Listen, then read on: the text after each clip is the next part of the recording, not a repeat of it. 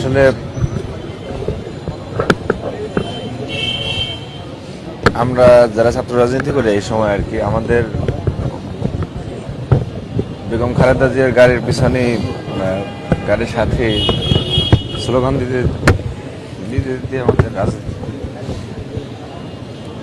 শুরু। আর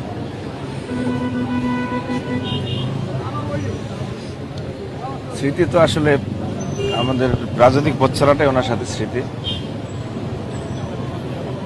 আর উনি যে কথা বলে গিয়েছেন যে উনি বাংলাদেশের মানুষকে ছেড়ে যাবেন না, বাংলাদেশে ওনার শেষ ঠিকানা।